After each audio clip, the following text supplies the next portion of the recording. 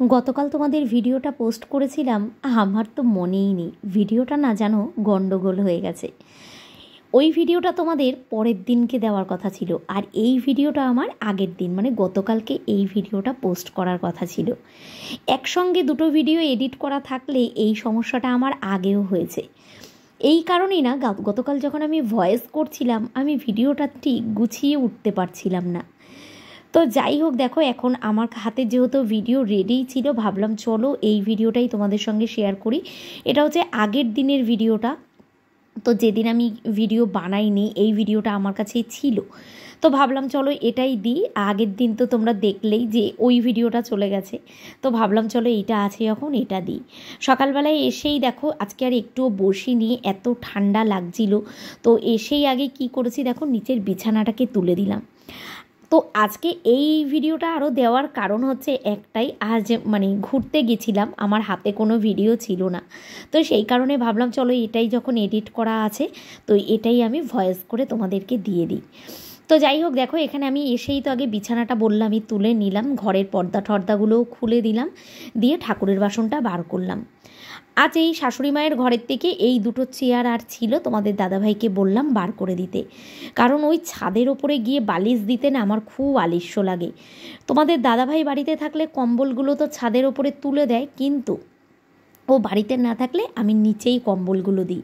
আর এই যে দেখো আমাদের এই সোজাসুজি রাস্তাটায় যতক্ষণে না রোদ আসে ততক্ষণে আবার রোদ যাওয়ার টাইম হয়ে যায়। দেখো আমাদের বাড়িতে একটা ফোঁটাও রোদ পড়ে না, সেই কারণে দেখো আমরা সব কিন্তু রোদ্দুরে দিই। মানে আমি না, আমি এই আজকেই প্রথম বালিশ দেব, চেয়ার দুটো নিয়ে গেছি। আর আমার যা দেখো ওখানে কম্বল বিছানা সব কিন্তু ও দেয়। শুধু আমি না, আমাদের বাড়িতে কিন্তু এই অভ্যেসটা আছে, মানে আমারও আছে আমার জায়েরও আছে, এই বিছানা কাঁথা প্রত্যেক দিন একটু রোদ্দুরে দেওয়া। গরমকালে তো আমি মাঝে মাঝে বালিশগুলো দিই, তবে তোমাদের বলাতে এখন আমার বালিশ রোদ্দুরে দেওয়া অনেকটা কমে গেছে। কিন্তু শীতকালে প্রত্যেক দিন দিতেই হবে, না হলে না মনটা ছুকছুক করে। তো দেখো এখানে কাঁথা আর কম্বলটা মেলে দিলাম, পাতলা কাঁথা আর কম্বলটা। তো তোমাদের দাদাভাই এটা গায়ে দেয়, যেহেতু আমাদের কম্বলের এখন খুবই অসুবিধা, তোমাদের দাদাভাই ওই দুটো একসঙ্গে গায়ে দেয়। আর আমরা তো খাটের ওপরে শুই, যেহেতু গুলু আছে, আর তোমাদের দাদাভাই তো এমনিই খাটে শুতে চায় না, সেহেতু ও বারান্দাতে শোয় আর ওটা গায়ে দেয়। প্রচণ্ড ঠান্ডা পড়েছে, যে যতবার বলি ঘরের ভেতরে এসে শোয়ার কথা, কিন্তু ঘরে শোবে না। সকালবেলা আজকে আমরা এক্সারসাইজ করতে গেছিলাম, গুলুও গেছে, দেখো গুলুও আজকেও সকাল সকাল উঠে গেছে। তো একদিন ব্যায়াম করে এসেই বলছে দেখ মানে আমার পেটটা কতটা কমে গেছে। তো শুনে তো আমরা হাসতে হাসতে পাগল হয়ে গেছি, একদিন ব্যায়াম করেই নাকি ওর কমে গেছে। জানো ওই ব্যায়ামের কথাটা বলতে গিয়েই একটা কথা মনে পড়লো, এক দিদিভাই আমাকে প্রত্যেক দিনের ভিডিওতেই একটা কমেন্ট করে, দেখি তুই কতদিন এইটা করতে পারিস, দেখি তোর এই হাতির মতো চেহারাটা কমে নাকি। আমি তোমাদের বলেছি না মুখে বলবো না, আসলে ভেবেছিলাম জানো তো উত্তরটা দেবো না, কাজে করেই দেখাবো। কিন্তু প্রত্যেক দিন যদি একটা মানুষ একই ভিডিওতে কমেন্ট করে যায়, একই কথা বলে যায়, আমি যা করি দিদিভাইয়ের নাকি তাই পছন্দ হয় না। দেখো পছন্দ মানুষকে মানুষের নাই হতে পারে, কিন্তু তাহলে নেট খরচা করে আমাকে দেখো কেন, এটাও বড় কথা। তার মানে কিন্তু তুমি আমাকে মনে মনে পছন্দই করো, এটা হয়তো মুখে প্রকাশ করো না, একটা কমেন্ট করার দরকার তাই করে দাও, কিন্তু আমি জানি হয়তো পছন্দ করো। সেই কারণেই কিন্তু আমার প্রত্যেকটা ভিডিওতে তোমার কমেন্ট থাকবেই। তবে কি বলো তো, কমেন্টগুলো আমার খারাপ লাগে না, যে সত্যিই তো জীবনে কোনো দিন করিনি। আর সবথেকে বড় কথা জানো তো, যখন কেউ কোনো বাবা মা তুলে কথা বলে না, তখন সত্যিই খুব খারাপ লাগে। দিদিভাই তো আমাকে এই কথাটাও বলেছে, বাপের জন্মে তো কোনোদিনও এগুলো খাসনি, করিসনি, পড়িসনি, তাই এগুলোর মানে মর্মটা বুঝিস না। সত্যিই তাই, বাপের জন্মে কেন স্বামীর জন্মেও কোনোদিনও করিনি। 18 বছর সংসারে কোনোদিনও প্রয়োজন হয়নি নিজের চেহারা কমানোর কথা ভাবিও নি, কারণ সত্যি কথাই আমি আমার চেহারা নিয়ে খুব হ্যাপি জানো তো। তো তোমাদের দাদাভাই আমাকে একটা কথাই বলে যে তুমি রোগা হয়ে গেলে তোমাকে দেখতে ভালো লাগবে না। জানি না সেটা কত দূর, কিন্তু আমি তোমাদের আগেই বলেছি আমি চেহারা যতটা না কমাতে চাই, তার থেকে আমি এক্সারসাইজটা আর তেল মশলা খাওয়াটা এই কারণেই কমিয়েছি। কারণ দেখো আস্তে আস্তে তো বয়স হচ্ছে, নিজেকে সুস্থ রাখার জন্য সত্যি নিজেই শুয়ে শুয়ে একদিনকে ভেবেছিলাম যে সত্যি নিজেকে সুস্থ রাখার জন্য, ফিট রাখার জন্য এটুকুনি করতেই হবে। কারণ দেখো, আমাদের তো আর বয়সকালে দেখার মতো কেউ নেই। তোমাদের দাদাভাইকে আমার দেখতে হবে, আমাকে তোমাদের দাদাভাইয়ের দেখতে হবে। সেই কারণে দুজনের খেয়াল দুজনকে রাখতে গেলে দুজনকেই কিন্তু একটু ফিট থাকতে হবে। তোমাদের দাদাভাই তো তাও বাইরে ঠারে কাজ করে, কিন্তু আমি আর কোথায় যাই বলো? আমি তো এই ঘরের মধ্যেই কাজ করি। তাহলে আমাকে তো নিজের শরীরের যত্নটা একটু বেশিই করতে হবে। তবে সত্যি এটা ঠিকই বলেছো যে দেখি কতদিন করতে পারে, কারণ আমার নিজের ওপরেও নিজের ভরসা নেই। তবে সত্যি কথা বলতে মনে মনে যদি একটা সিদ্ধান্ত নিই যে আমি এটা করব, করে তো ঠিকই দেখাবো, করে তোমাদের আমি দেখাবই, এটা তো তোমাদের আমি সবসময়ই বলি। তবে এই যে ভাত ভাজাটা দেখে ভেবো না এইটা আমরা আমরা খাচ্ছি, না হলে তো দিদিভাই আবার কমেন্ট করবে এদিকে এক্সারসাইজ করছিস আর এদিকে ভাত গিলছিস। না, ভাতটা আমরা গিলবো না, ভাতটা খাবে তোমাদের দাদাভাই আর গুলু। আলু ভাজা দিয়ে ভেজে দিলাম। আর এই যে আমার খাবারটা হচ্ছে ছোলা মাখা, একটা ডিম সেদ্ধ, আর একটু নিয়েছি কমলা লেবু। ওই যে আলাদা বসে বসে খাওয়ার তো আর টাইম হয় না, কাজ করতে করতেই খেয়ে নিয়েছিলাম। মেয়েও খেয়ে নিয়েছিল, আমিও খেয়ে নিয়েছিলাম। এদিকে তোমাদের দাদাভাইকে, গুলুকে, সবাইকেই খেতে দিয়ে দিয়েছি। ঠান্ডার জন্য সকালবেলা বাসনগুলো মাজিনি আর কালকে রাতেও মাজিনি, একেবারে খাওয়া দাওয়া কমপ্লিট করে সমস্ত যা টিফিনের বাসন আছে সেগুলো মেজে দিলাম। আর দেখতেই পারলে বিছানার চাদরটাও কিন্তু আমি সাথে সাথে চেঞ্জ করে দিয়েছি, কারণ 2-3 দিন হয়ে গেছে বিছানার, 3 দিন না, প্রায় 4-5 দিন হয়ে গেছে বিছানার চাদরটা পাল্টেছি। ভাবলাম আজকে পাল্টে দিই। শীতকালে দেখবে চাদর জামা কাপড় কিন্তু একটু বেশিই নোংরা হয়। এই যে আমরা তেল ক্রিম এগুলো মাখি না, এই কারণে কিন্তু জামা কাপড় একটু বেশিই নোংরা হয়। সেই কারণে বিছানার চাদরটাও নোংরা হয়, আর আমার মনে হয় 2-3 দিন বাদে বাদেই একটু চাদরটা তুলি। আমরা কিন্তু দেখো মনে মনে এটা ভাবি গরমকালে আমাদের বিছানাপাটি বেশি নষ্ট হয়, চাদর নোংরা হয়, কিন্তু এটা একদম কিন্তু ভুল কথা। গরমকালে কিন্তু বিছানায় খুব কমই থাকা হয়, দেখবি মেঝেতেই কিন্তু একটু বেশি থাকা হয়। সেই কারণে কিন্তু বিছানার চাদর খুব কম নোংরা হয়। আর শীতকালে দেখবে সব সময় বিছানার ওপরে থাকা হয়, তো বিছানার চাদর যেমন নোংরাও হয়, আর রাত্রিবেলায় শুতে গেলে ওই গায়ের তেল ক্রিমগুলো লেগে চাদরটা কিন্তু চিপচিপেও হয়ে যায়। সেই কারণে কিন্তু একটু মোটামুটি 3-4 দিন বাদে বাদে আমি তো পাল্টে দিই, হয়তো তোমরাও অনেকে এই কাজটাই করো। তো যাই হোক, দেখো বাসন কোসন মেজে রান্নাঘর পুরো পরিষ্কার করে নিয়েছি। তো আজকে রান্নাবান্না কিছু করেছিলাম না, কারণ ওই যে পরের দিনকে বললাম না ভিডিওটা একটু আগে পরে হয়ে গেছে। পরের দিন তো দেখলে কত কিছু, কালকে দেখলে রান্না করেছিলাম, আজকে একদম হালকা পাতলা রান্না করেছিলাম, শুধু ফুলকপি দিয়ে আর আলু দিয়ে ডিমের ঝোল করেছিলাম। তবে সেটা এখন করিনি, ওটা গরম গরম করেছিলাম, কিন্তু আমি ওইটার ভিডিও নিতেই ভুলে গেছিলাম। যাই হোক, দেখো ঘর দুয়ার ঝেড়ে ফেলেছি, এখন ঘর মুছবো বলে। আর ওদিকে মেয়ে গেছে স্নান করতে, ওদের বললাম তোরা এক এক করে স্নান করে বেরা, তারপরে আমি ঘরটা মুছবো। অনেক দিন ধরেই ভাবছি দরজাটা মুছবো করে মোছাই হচ্ছে না। আর এই যে এই সোনালি কালারের গোল্ডেন কালার না, সোনালি কালার, রূপালি কালার, সরি, এই যে যাই হোক দেখতে পাচ্ছ সাদা রঙের যে দরজাটা করেছি, সিলভার কালার বলে এটাকে। আবার তো ঠিকঠাক না বললেও বলবে মূর্খ, তুই তো কিছুই জানিস না। এটা সিলভার কালার। তো এই কালারের দরজাটা করে কি বলো তো, খুব না নোংরা হয় জানো তো।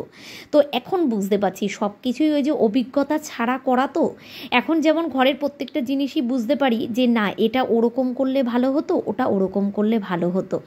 ওই যে কোনোদিন অভিজ্ঞতা যেহেতু ছিল না, করে ফেলেছি, তো এখন ভুক্তভোগী হই। দরজাটা 2 দিন বাদে বাদেই মুছে দিই, তাও দেখি দরজাটা নোংরা হয়ে যায়। তাই 2 দিন বাদে বাদেই দরজাটাকে একটু ভালো করে মুছে দিতে হয়। চলো, এদিকে সব কাজ আমার কমপ্লিট, শুধু এখন ঘরটা মুছবো, স্নান করব। বাজে এখন 12টা 35। শীতের বেলা ওই যে বললাম দৌড়ে দৌড়ে পারা যায় না কাজ করতে করতে। সেই যে এসছি এক্সারসাইজ করে, তারপর থেকে কিন্তু আর একটুও বসিনি, একটার পর একটা কাজ করতেই আছি। বসে যে একটু খাবারটুকু খাবো সেইটুকুনিও টাইম পাইনি। তো বেজে গেল 12:30। ওদিকে সবার স্নান হয়ে গেছে, তোমাদের দাদা ভাইয়েরও স্নান হয়ে গেছে। লাস্ট এখন আমি ঘরটা মুছবো আর বাইরে ঠারেগুলো ধুইয়ে তারপরে আমি স্নান করব।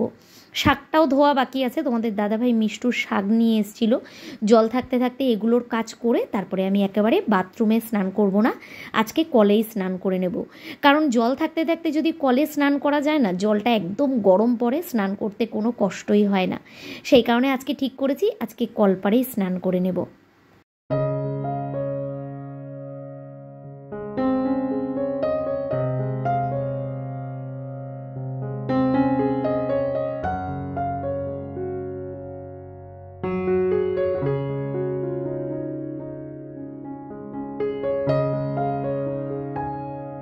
তোমরা কিন্তু কেউ রাগ করো না।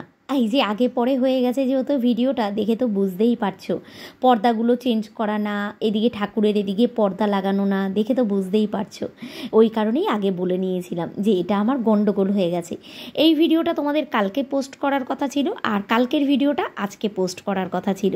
যাই চলো, গন্ডগোল হয়ে গেছে, আর কি করা যাবে। তো যেহেতু একটু উল্টোপাল্টা হয়ে যাওয়ার কারণ হচ্ছে আমি যেহেতু বাড়িতে ছিলাম না, সেই কারণেই একটু গন্ডগোলটা হয়ে গেছে। যাই হোক চলো, দেখো এদিকে ঘরটা মুছে নিয়েছি। আর সব থেকে এখন ঘরটা মুছতে কষ্ট হয় এই আমার মপের স্ট্যান্ডটার জন্য, জানো তো। যত বাড়ি আমি স্টেশনে যাই তত বাড়ি আমি ভুলে যাই যে মপের স্ট্যান্ডটা আনবো। তো আজকে তো সকালবেলা উঠোনটা একবার ধুয়ে পরিষ্কার করে দিয়েছিলাম, ভাবলাম আর এখন ধোয়াবো না, এইটা দিয়েই একেবারে ঘর পুছে জলটা বেরিয়েছে, ভাবলাম ওটা দিয়েই একবার একটু মুছে দিই। দুপুরবেলাটা এখন তাই করি, সকালবেলাটা যেহেতু কুকুর শুয়ে থাকে রাত্রিবেলায়, সকালবেলাটা একটু ভালো করে ঝাঁটা দিয়ে ডোলে ধুয়ে দিই, আর দুপুরবেলাটা এইভাবে মুছে দিই।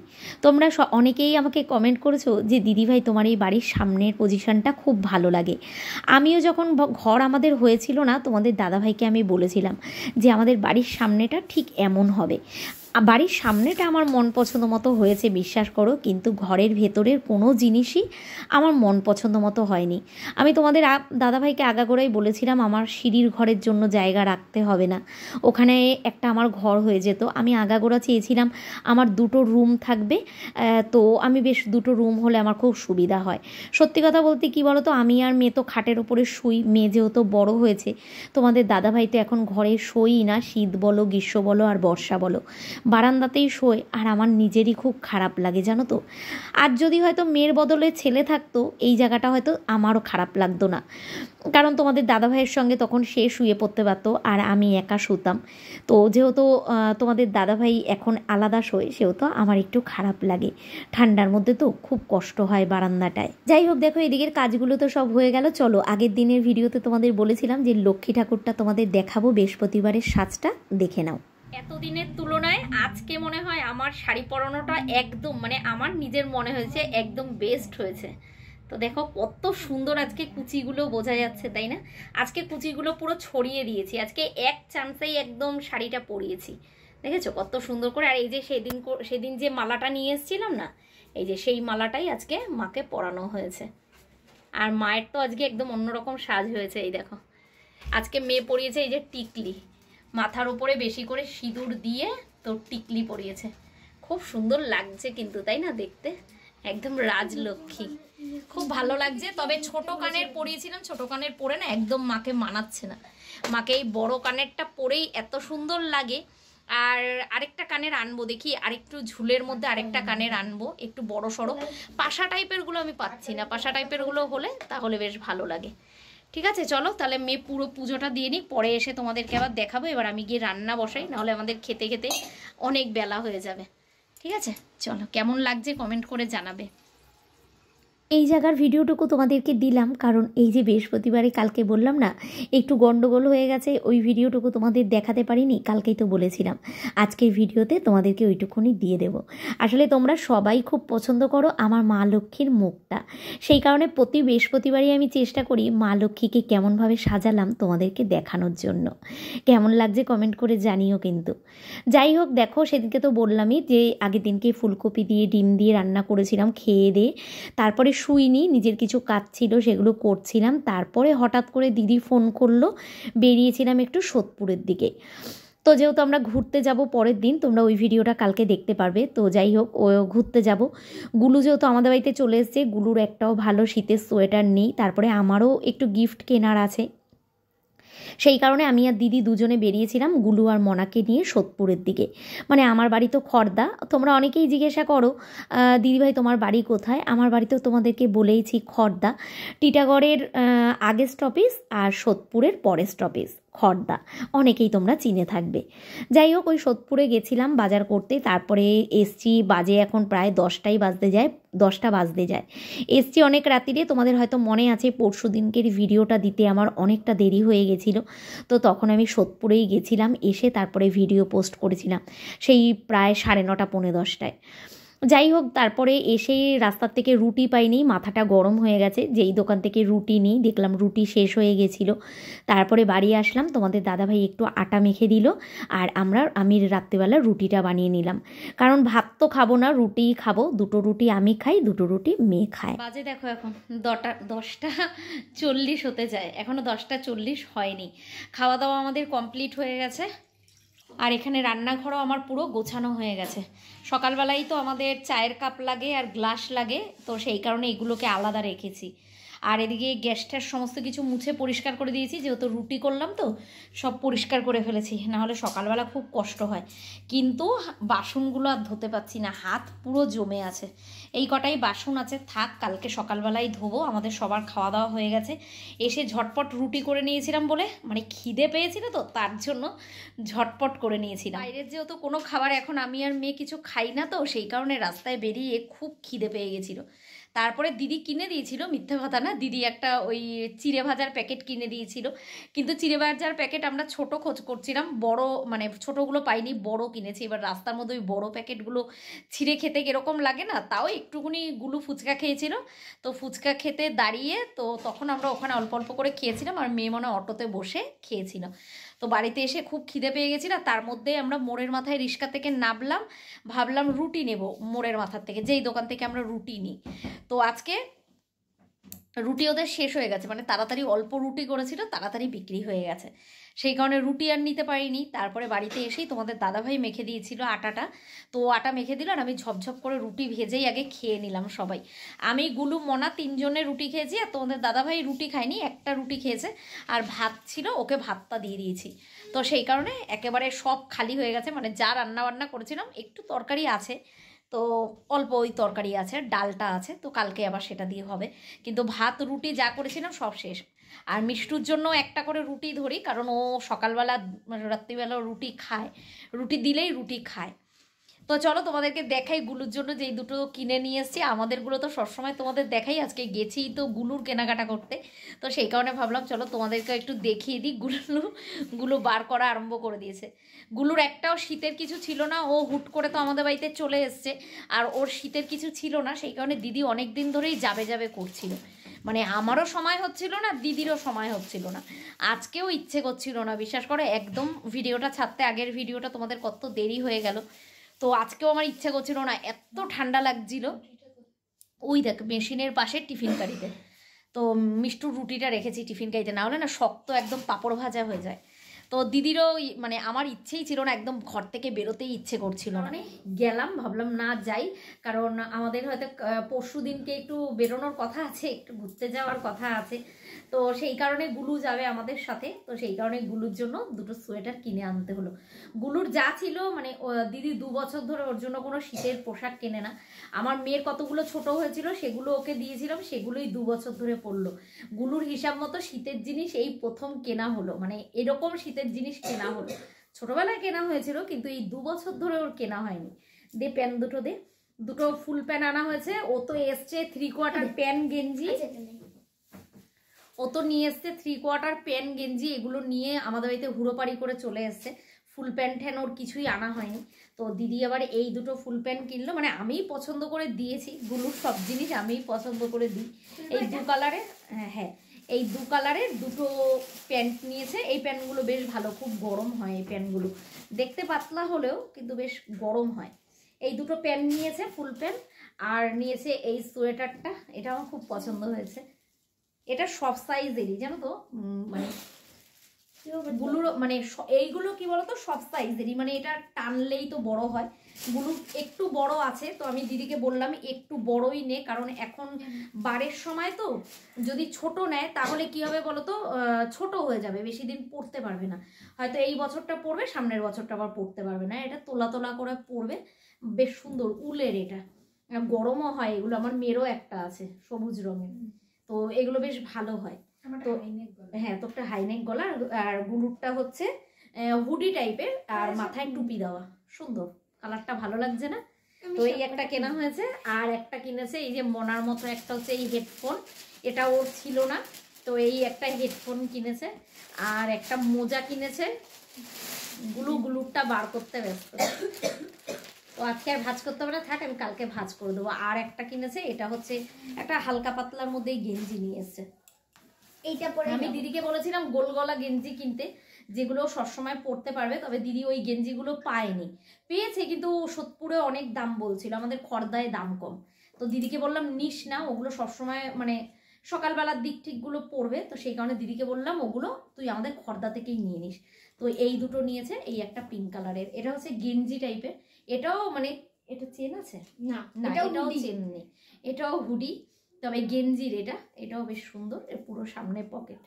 ব্যাস এই কটা জিনিস কিনতে যাওয়ার জন্যই হঠাৎ করে যাওয়া। তো আজকে খাওয়া দাওয়া করে আর একটুখানি শুইনি, জানি শুলে আর উঠে যেতে পারবো না, এত ঠান্ডা পড়েছে, এত ঠান্ডা পড়েছে রাস্তায়, মানে আমরা বাড়ি থেকে বেরিয়েছি, আমরা পুরো হেঁটে গেছি, যাওয়ার সময় পুরো হেঁটে গেছি, আর আসার সময় যেহেতু আর প্রচণ্ড পা ব্যথা করছিল, আজকে বাথরুম পরিষ্কার করতে গিয়ে বাথরুমের মধ্যে পড়ে গেছি, পড়ে গিয়ে না মানে এই নিয়ে যে কতবার আমি বাথরুমে পড়লাম তার ঠিক নেই, পড়ে গিয়ে খুব জোর পায়ে লেগেছে, পা একদম নাড়াতেই পারছি না, এখন রাতে আরও বেশি ব্যথা করছে। আসার সময় রিক্সা করে আসলাম, এসেই তো খাবার টাবার করে খেয়ে দিয়ে নিলাম। ঠিক আছে চলো তো শুয়ে পড়ি, কালকে তো আবার ভোরবেলায় উঠতে হবে। সেই 6টার সময় উঠেছি, 6টার সময় থেকে একটু এখন পর্যন্ত বিছানায় পিঠটা টান করিনি, এখন এবার একটুখানি শোবো। চলো সবাই ভালো থেকো, সুস্থ থেকো, দেখা হচ্ছে আগামীকাল নতুন সকাল নতুন একটা ভিডিওর সঙ্গে। আজকের মতো টাটা।